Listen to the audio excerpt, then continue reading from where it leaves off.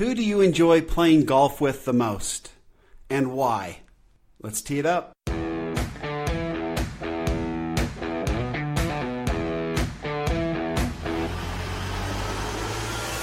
Welcome to Data Access Golf, your home for rapid golf improvement. And now, from the thin air of the Rocky Mountains, next on the number one tee, your host, Aaron Stewart. Hey everyone, welcome to another episode of Data Access Golf. Thank you for being here. It is a feel-good Friday. Always feels good to get to the end of the week after a long, hard week of work and whatever you were doing. It was 20 degrees this morning when I came into the office, which is frankly just too cold. So I do see that we've got some warmer weather coming up, so I'm going to look forward to that. But for now, looking forward to Friday and the topic of today's podcast.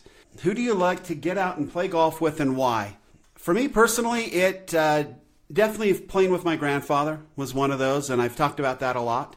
As a young kid growing up, being with Grandpa was always awesome because it meant, one, I got to be with him. Two, it meant that I usually got out of some Saturday chores that I didn't really want to do.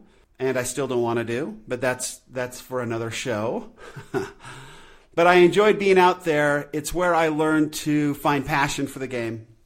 And I miss not being able to do that with him. So for me, and what triggered that was kind of the father and son challenge that's happening this weekend.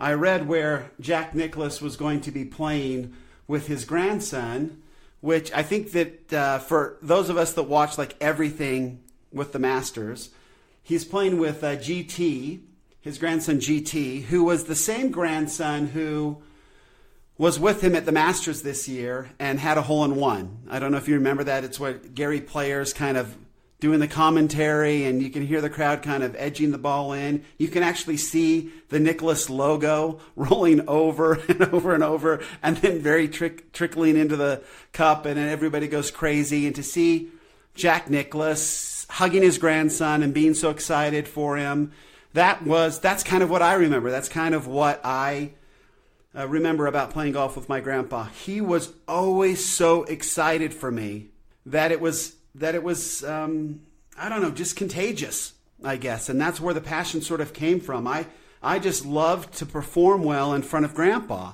And when I didn't perform well, he didn't make me feel bad about it. I mean, that's golf, right? You just don't always hit really, really good shots, and especially when you're learning. I just loved the way that he nurtured me as I learned to play the game. So really fun, really excited. I'll say that the PNC Father-Son Challenge is one of the most fun tournaments that we get to watch all year just to see them interact. You've got somebody who is used to playing within the ropes and then somebody who isn't. Other than, I guess, the Loves, right? Davis Love III and his son. His son had a number of starts on the PGA Tour this year, so they seem to probably have a great big advantage over others. So I was just kind of looking through the list. You'll have like Lee Trevino, Greg Norman. I think I read somewhere that there's like 10 or 11 members of the Hall of Fame that will be participating in this year's tournament with their sons or with their fathers, as the case may be. We've got, let's see, let me grab a list here. So yeah, Jim Furyk's going to play with his dad. That's kind of a cool story. His dad's never played with inside the ropes, so that's one that we're talking about. So he may be a little nervous. Kind of always fun to see how that works out. John Daly and his son, who played really well last year. I don't know if you remember that, but that was really fun to watch.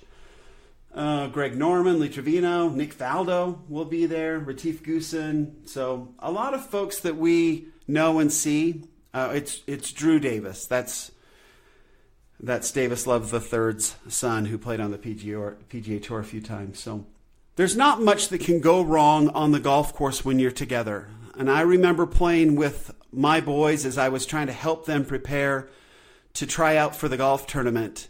And it was such an interesting dynamic because you want them to do well, you want them to play well, but you also want them to understand that it's not everything in their life.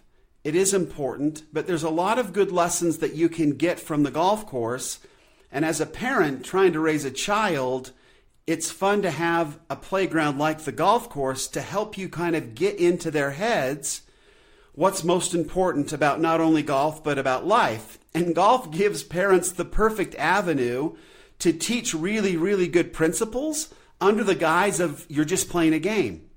Whether it's good manners, whether it's being honest, whether it's being mindful of others, there's just so many good lessons that you can teach through the game of golf to your children, and all they know is that they're out with their dad and they're playing a game of golf together. They're enjoying the sunshine, they're enjoying the different grasses, they're enjoying putting, they're enjoying learning a new skill that their dad loves, and they get to just be with their dad.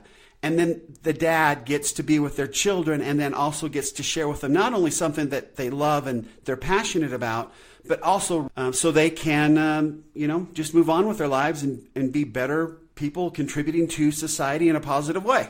So I love that about golf. Since my grandfather has passed away, I've really learned to enjoy people who remind me of him, who interact with me as he did. And that's why I've learned to really enjoy playing with some of my cousins. I've really learned to play with some of the friends at the club. Guys that aren't super competitive, they're more into just experiencing and being together and enjoying golf together. And they enjoy it when I hit good shots. I enjoy it when they hit good shots. It's a very positive atmosphere. They don't get excited when I hit a bad shot because they might beat me and vice versa. I just enjoy playing golf in a way that reminds me of playing with my grandfather, right? That brings that back in. That's what's best for me. I think that's what also sort of drove me towards how Extraordinary Golf handles golf instruction. They do it in a very nurturing way. There's not a lot of judgment. There's no judgment. Not a lot is inaccurate. There's no judgment. You can just be there. You can learn a skill. You can get better at it. And they're just there to help you and nurture you along. That is a really amazing way to learn golf. And I've been to other golf schools where it's not that. It's just about results. It's just about somehow or another hitting a better golf shot and getting you to a place where you're hitting better golf shots. So when you leave, you're hitting better golf shots.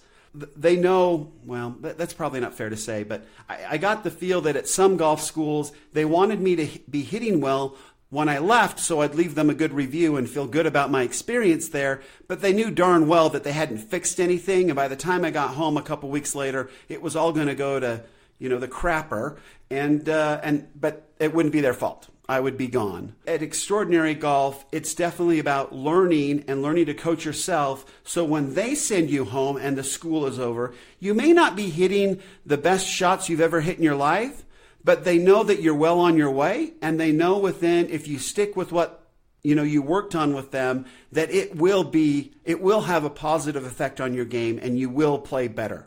So that's one aspect of Extraordinary Golf I like, just the nurturing side of it. And I think that from my grandfather and him interacting with me that way, that's why I became very, very interested in Extraordinary Golf and how they do it. And then one last thing that kind of popped in my mind is we play with a guy at the club. When we first started playing with him, he was just starting out, and he was later in life. He was late 60s, and he was just later on, and he was a neighbor of ours, and so Thane and I started taking him out with us and playing with him, and he was so amazed at our golf shots. Even because he couldn't perform them himself, because he couldn't hit shots as far as we could hit shots, and because he couldn't make the ball move, it didn't matter what it was. He was just fascinated with all of it. And it was so infectious. And so who we play with makes a big difference in how we enjoy golf. So I would encourage all of us to think about the best rounds that we've ever had, and think about who we are playing with, and let's consider if that isn't a big part of why we enjoy golf. And if it is a big part of why we enjoy golf, then let's make sure we play with those types of people going forward. And let's remember that when we're playing with others who maybe aren't that way, let's make a concerted effort to be that way. Be supportive, be nurturing, cheer for them, don't cheer against them. And if we can do that, and if we all make a concerted effort to do that, maybe all of us will learn to enjoy golf more. And then it can be a feel-good Friday, every day that we're on the golf course. But anyway, those were my thoughts on a Feel Good Friday. I was looking at that the Father and Son Challenge was coming up. It caused me to think about my grandpa and how he made me feel when I played golf. That is golf to me. That is the best part about golf, and I hope that is or will become the best part of golf for you. Finding really cool, wonderful people to play with, because that changes the game. Makes it a lot easier to explore, to enjoy, to create, and to be able to sort of embrace all those things that really make us better at golf. Thank you for listening. Find those people. Think about those people that you love to play golf with, and make sure we do that more coming in 2019. Enjoy the Father and Son Challenge this week. I'm sure it's going to be excellent and fun to watch. I'm super excited about Monday's show, a Data Monday. I've been going through some data today and came up with some really cool, interesting things to look at. So we'll get to that on Monday. Please, this weekend, if you do get to play golf, please avoid wearing white belts. In fact, don't wear them. Not avoid, just don't wear white belts. Let's kill that thing once and for all and rid the world of such a heinous fashioned. It's not a trend, right? It's just a fashion habit that needs to be broken. A very bad fashion habit that needs to be broken, like a lot of other bad habits. We need to break all of them, but right now let's focus on this white belt thing. It's horrible. It's really hurting our game. So let's do that. So thank you very much. Have a great weekend. We will see you on Monday. Until then, remember, better data always means better golf. Thanks. Thanks for listening to Data Access Golf with Aaron Stewart. Check us out online at dataaccessgolf.com, and we'll see you on the next episode.